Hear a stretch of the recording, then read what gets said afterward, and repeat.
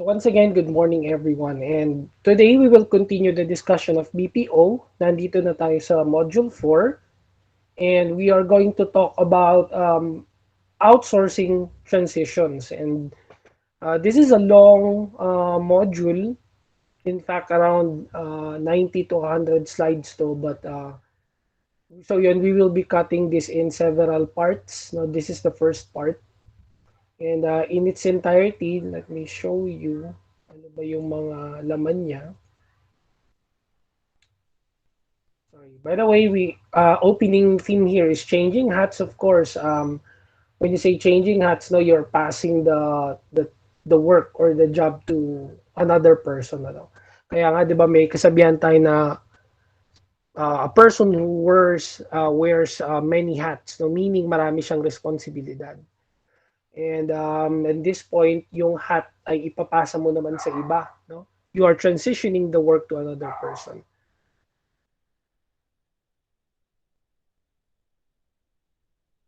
So for topical overview, here are the topics that we will be covering all throughout the module or in module 4, from transition management, success, document readiness. Yan, we have tackled this in a bit sa chapter 3, no? Yung master documents, yung contracts, so on and so forth, work shadowing, readiness assessment, identifying task candidates, handoffs, scale, and time tracking. So yeah, for this module, we need to cover these things. So define, explain, outline, identify. So ito yung first part, no? Managing outsourcing transition. So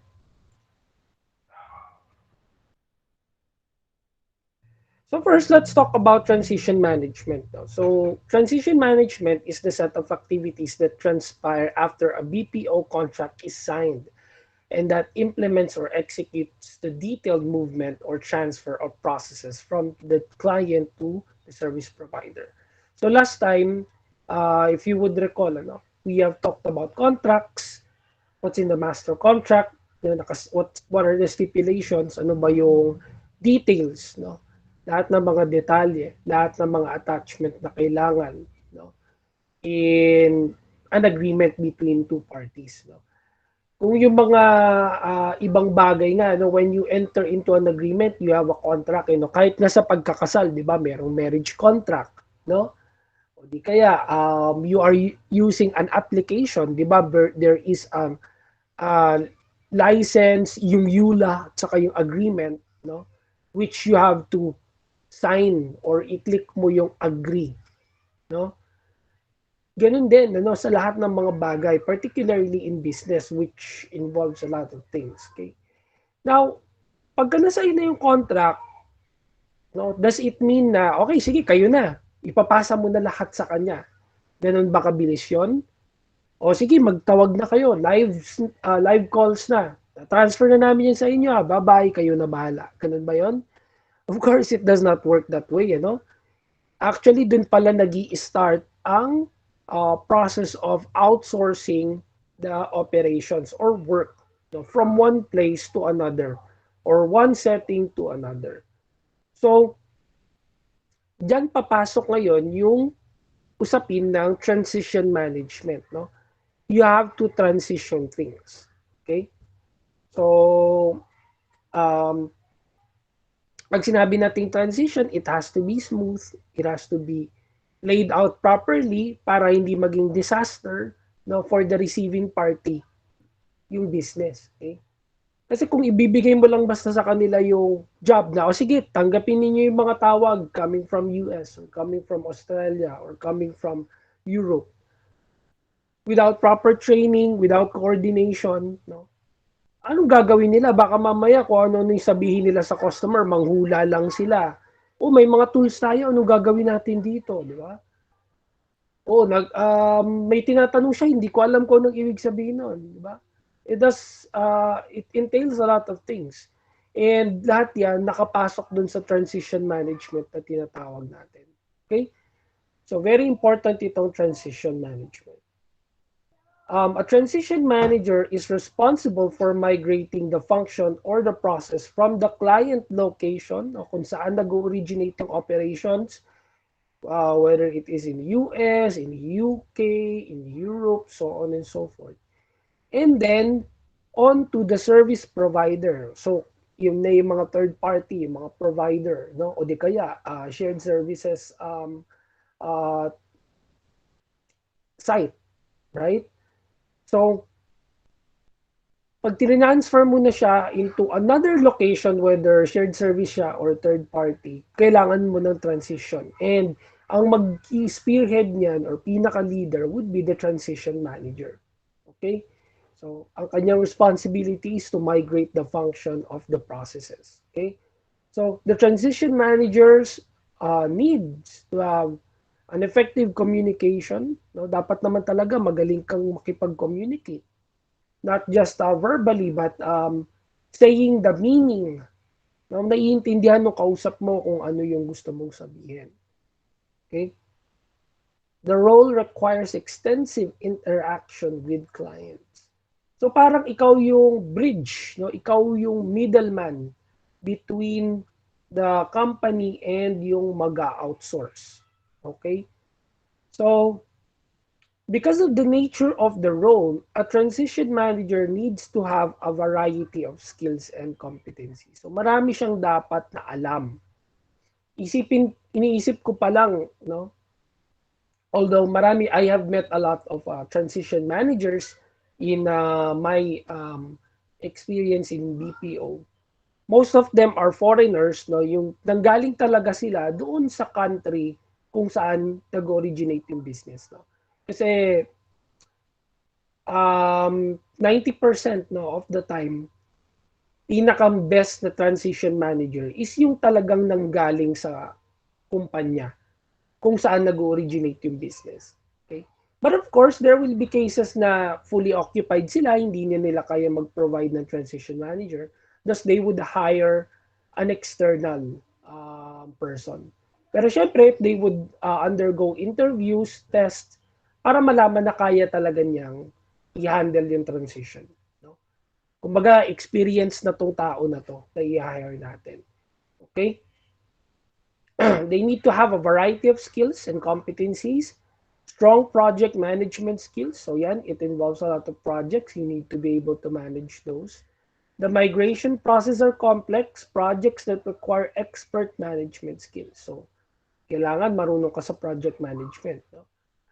Needs to be comfortable in working in cross-cultural environment. So, of course, number one na important is yung culture familiarity. Okay? If you have taken a service culture, no? Alam niyo yan, ano, alam ko na take niyo na yan ano nung first year niyo. So, very important yung culture, no? Kasi minsan yan na pinag-uugatan ng misunderstanding eh, no? Yung cultural differences. So, if you are a transition manager, of course, you are familiar with the culture of both of the parties or both ends. The client teams are based, since they are based overseas, okay, kailangan marunong ka makisalamuha, no? At saka alam mo how you would communicate with them, ano yung mga subtleties, so on and so forth. And it needs to have a thorough understanding of the existing business legal processes, current as well as emerging technologies. So, siya ay always at the pulse no, of the technologies. Alam niya kung ano yung bago, ano yung mga technology na makakatulong sa kanilang business. Okay? Dati, nung time namin, Skype, no, pagtatawag, Skype. Ngayon, napakadaming applications na pwede mong gamitin to call. You can call through Messenger, you can call through Viber, international and local yan, ano?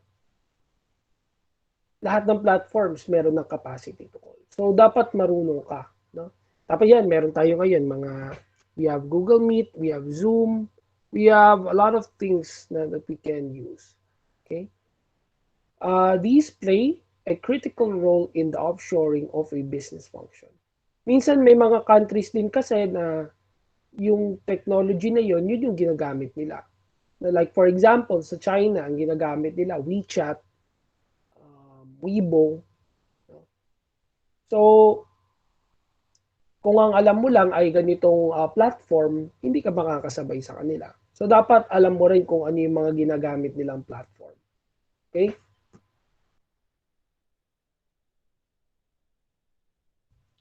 So, ito ay isang example ng hiring, no, for a transition manager. So, sabi ko nga sa inyo, no, there will be cases na mangangailangan tayo ng transition manager. Okay? Pagka, again, fully occupied na o di kaya yung transition manager na meron sila ay engaged in another assignment, may iba siyang ginagawa, nasa ibang country siya, no? Of course, you would need additional heads. Okay? So, yan, if you would go to JobStreet, LinkedIn, Caliber, other job application platforms, makikita nyo may mga hiring, no, for transition manager. Okay?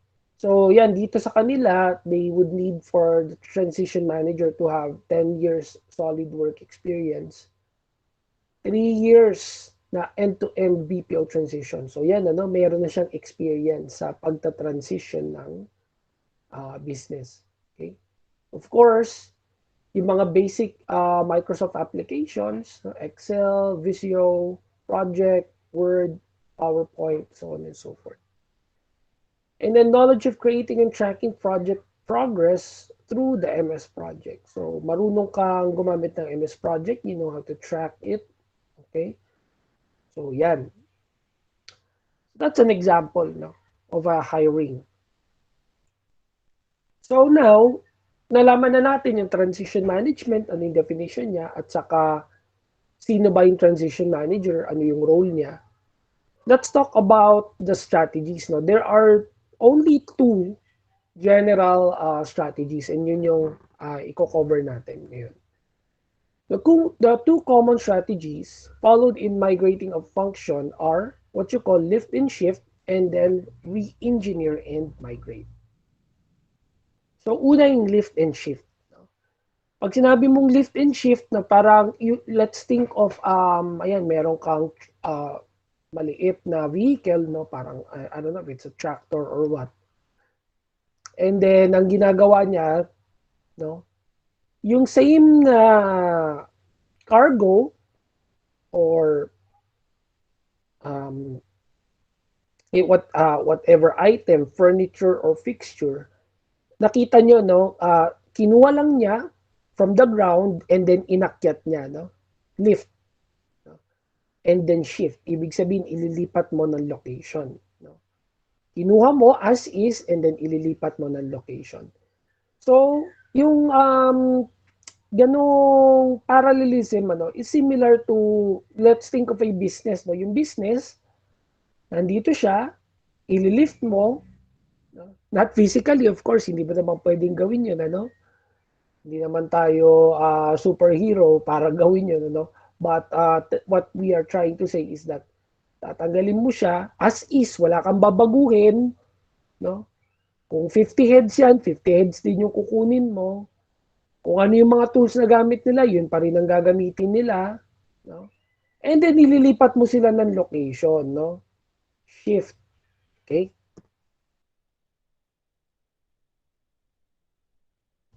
So lift and shift is most common methodology used the process when the process is mature, ibig sabihin, yung process is not broken, it's working, no? Hindi mo na siya kailangan palitan, no? Nagda-down staff ka lang kasi mas mahal ang bayad dito, kaya gusto mo mag-outsource, right? So, lift and shift ang gagamitin mo. Okay? The phases are moving the current process without changes, no? Yan ang what I would like to underscore. Wala kang babaguhin. Wala ring improvement. Okay? Hindi mo ina-outsource yung work dahil gusto mo siyang i-improve or gusto mo siyang baguhin. Di ba napag-aralan natin noong nakaraan? Minsan kaya tayo nag-outsource kasi sila yung mas expert, right? Like outsourcing to an IT firm or outsourcing to an accounting firm, no? Itong case na to hindi ganon. Okay? Wala kang changes na gagawin, walang improvement. As is. Okay? And then stabilize, no? You are lifting, you're shifting to a new location and then must make sure na stable, okay? Re-engineer the process to achieve efficiency gain, produce the same output, no? Pareho pa rin, no? Less FTEs, okay? Modify the process, add end user type of strategic automation, combine role with others, move process into a production line, negotiate elimination of unnecessary output. So those are a couple of technical things, no? But just to put it simply, no? Re-engineer the process, ibig sabihin kung paano mo siya ginagawa doon, gagawin mo rin siya, no? The same process, okay? They produce the same output. Okay? So yun. And then some things that you would have to consider, process change will not affect the process control. Points or output can be done by service provider independently. So, yan, again, ito yung common kasi mas madali siya at saka, again, pwede na nilang gawin yan, ano, independently. So, minimal supervision na lang ang gagawin ng parent company or yung client. Okay? Onshore approval of process changes is a good practice. So, pwede na silang, kasi minsan ang ginagawa, mas mahaba yung bureaucracy, nagpapaalam ka pa sa uh, main or parent company. In this case, hindi na. Kasi mismong yung process na yung inilipat mo eh. No? So, pag nilipat mo siya, no, for example, from America to Philippines, dinala mo dito yung isang work. No? Kuwari Google, nag-outsource sila sa Pilipinas. Hindi na sila kailangan manghingi ng approval, no, kapag may mga decision making na kailangan gawin locally. Hindi na sila manghingi ng approval from US. Okay? Pwede na yan i-approve locally kasi again, lift and shift. Nilipat mo lang yung same setting, no? Nilipat mo lang siya into one location. So pwede na yung approval ng mga processes locally. Onshore review if the changes impacts regulatory control points. So, yung review, onshore din, ano? So, if you would imagine, independent sila, no? Kaya na nilang gawin yung mga tasks on their own, no? Major effort, no? Post go live re-engineering. So, after down ng live, ibig sabihin, after mag-start na mag-take ng calls, no? So, there's a major effort. Transition phase can be easy, especially if people and processes are moved. This may take 3 to 4 months only. So, mabilis lang yan. Ano? Pag sa usapin ng business process outsourcing, maikling panahon lang yan, yung 3 to 4 months. Kasi dati, no, pag magte-training ka, 2 weeks sa language, tapos minsan, no, depende sa technicality at hirap or difficulty ng account, 3 to 4 weeks yung product training. Okay? Onshore has the risk of losing political will to re-engineer process after a while. So, ayan, there's a risk of losing political will, no, after a while. So, yung parent company, baka medyo mawalan na sila ng political will, pero it is understood. Ano? Kasi, at the end of the day, ang ano naman natin dito, ang goal naman natin is makatipid, no? Yun ang goal ng business, eh. Makatipid at mas marami ang maserbisyo na customers. So, understood nila yung mga risks na ganyan and welcome yung ganyang mga klase ng risks. No? So, yun, all of these things are effort in the side of the client. Advantages of as is, meaning retain lang. Training the new team is easier. No? So, kunwari, nakalapag na siya, nandito na siya sa Manila. Tapos magpapadami dito sa Manila. So, mag-hire ka ng mag-hire. And dito yung core team mo eh. No? They act as transition managers. Lift and shift. No? Nilipat mo sila ng location. Yung team na yon, kuwari 30 people from US, dinala mo lahat sa Manila. Sila yung first team dito. And then they also act as trainers. So magre-recruit na sila ng mga tao locally within Manila, no? So nagpapadami na sila dito. Okay? It's easy.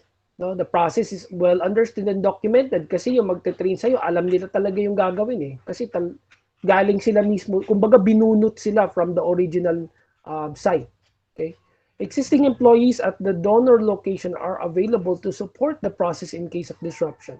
So kunwari, kagaya niya, nagkaroon ng disruption dito, nagkaroon ng bagyo, internet connectivity issues, nawala ng kuryente, walang problema kasi again, meron pa rin namang operations dun sa US eh. So, sasaluhin muna nila lahat ng volume. Okay?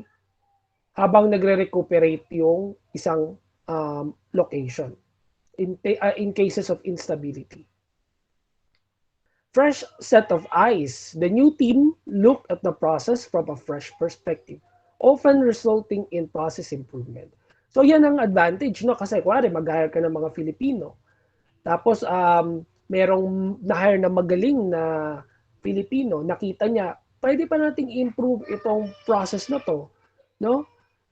So, pwede niyang isuggest yun sa management and then the management can take action on it. Minsan kasi kapag matagal ka na sa trabaho, parang routine na lang sa'yo eh. No? Kumbaga, wala ka ng, kumbaga, kailangan mo ng fresh set of eyes. Yung bagong pwesto na iba yung perspective niya kaysa sa'yo. Na hindi naman sa sinasabi na hindi ka magaling. It's just that kasi na-outgrow mo na siya eh. Kumbaga sanay ka na everyday ganun ang ginagawa mo. Parang hindi na siya bago sa'yo. Okay? So our second would be re-engineer and migrate. So migrate, paglipat, no? And then from there, you re-engineer. Okay?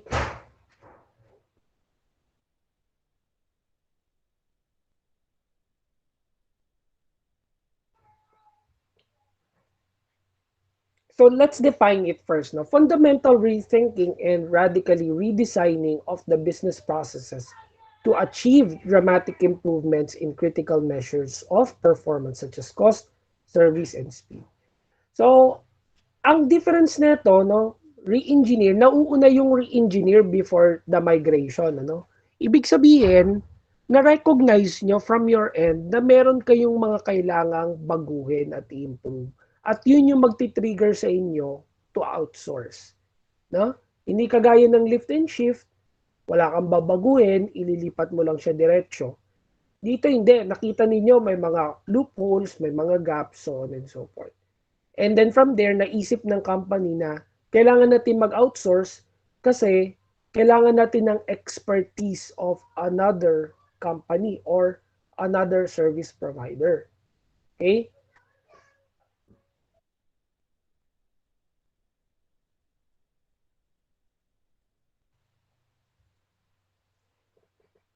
Things that we have to consider. Useful when the process is either broken. Ano? Yan. Pag may sira, fix it. If it's not broken, do not fix it. And it requires fixing. Or is due to undergo significant change in the near future. So yan na yung mga processes na kailangan ng pagbabago, no? Parang tayo during the time of pandemic, ang daming nagbago, 'di ba? Makikita niyo yung mga businesses nag-a-adapt na sila. Dati hindi sila nag-offer ng mga delivery. Ngayon nag-offer sila ng delivery. Tingnan niyo yung business model ng KFC at saka ng Tokyo Tokyo, right? Hindi nila nasabayan yung ginawa ng Jollibee at saka McDonald's na napakadaming what you call this branches. Nagabol sila. Pero it works to their advantage din naman. Ano? Ano yung ginawa nila? Meron sila yung mga parang food truck, di ba? Meron diyan sa may sa may Tungko. Meron din diyan sa may kalimutan ko yung pangalan ng ano eh. Yung resort, no? Yung resort before Tungko. Meron din doon, ano? So, yung ganung sistema, yun yung pinakang bago sa kanila and what they have done to adapt to the newer ano ayun sorry Grotto sa Grotto Vista, 'di ba? Meron doon KFC tsaka what do you call this? Tokyo, no? So, ginawa nila 'yon, no? Kasi they have seen that there is a significant change going on, no? So, kahit na hindi natin alam kung hanggang ilang variant ba meron, no? Meron ngayon Omicron variant, nag-level 3 na yung Manila. Hindi natin alam kung hanggang kailan 'yan, 'di ba? What makes you think na tapos na after ng Omicron? Paano kung meron na namang mag-mutate na mas advanced, mas matinding uri ng virus next year? No, so, as a business, kailangan continuous tayo. Kailangan meron tayong mga mitigation plans para kahit na ganito na yung, let's say this is the normal, no, sabi nga natin new normal. Ang new normal ay magla-lockdown, magbubukas, magla-lockdown bukas, no? Kailangan marunong ka na, kaya mong sumabay doon, ano? Hindi ka dahil panay lockdown ay sarado na yung business mo, na bankrupt ka na, no? Hindi ganoon. So ganun din sa businesses, no? Nakikita nila, na-foresee nila that there is something, a significant change happening. So, we have to undergo several changes. Kaya nagre-re-engineer sila before they migrate, no? Such cases, it might be important to utilize the expertise of the existing team, which is built over several years, to drive the change before it is handed over to the new team. So yung initial team of expertise, yung mga onshore, no, they look at it and then pagka nakita nila, ito yung mga gusto nating maayos, no, ito yung gusto naming ma-improve, at saka nila i-hand over to the new team. Okay? Kasi mangingi sila ng tulong eh, no? Mangingi sila ng tulong from the experts. Okay? Company that outsource industry common processes to a market leading service provider. So talagang magaling na service provider 'yan. Gusto nating ma-address yung mga issues sa ating business. Lumapit tayo sa service provider na to. They will generally follow service provider processes. So baliktad, no? Ikaw yung client, pero in a way, sumusunod ka doon sa specification ng service provider, hindi yung service provider ang sumusunod doon sa specification ng client. No? Sana naiintindihan ninyo yung sinasabi ko. So, dito, ang nasusunod ay yung service provider kasi sila yung market leading expert eh. Tapos kayo, na company, tayo yung nangihingi sa kanila para tayo nangihingi ng expert opinion. Nagpapakonsult tayo para tayong lumapit sa doktor. Tulungan niyo po yung business namin, may sakit, may problema, we have to fix this and that. So, yun, ano? So, ngayon yung service provider, parang doktor, o sige, meron kaming ganitong klase ng service. No? Pag transfer nyo sa amin yan, no, when you migrate that to our company, ganito yung mga ilalapat namin na change. No? Would you agree with that? Pagka nagkaroon ng mutual agreement between the two parties, then i-carry on yung outsourcing. The company changes its processes as part to transition to the service provider. So, baliktad, ano? So, yun.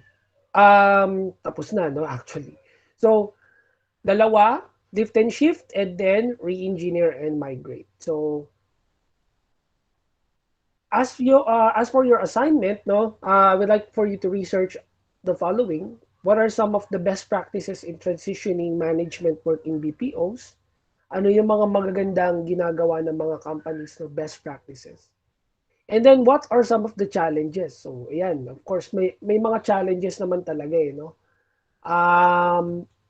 We can aim for it to be smooth sailing, pero syempre, hindi talaga mawawala there will be some issues. Okay? So, yun. So, that's it. Let me just stop the recording.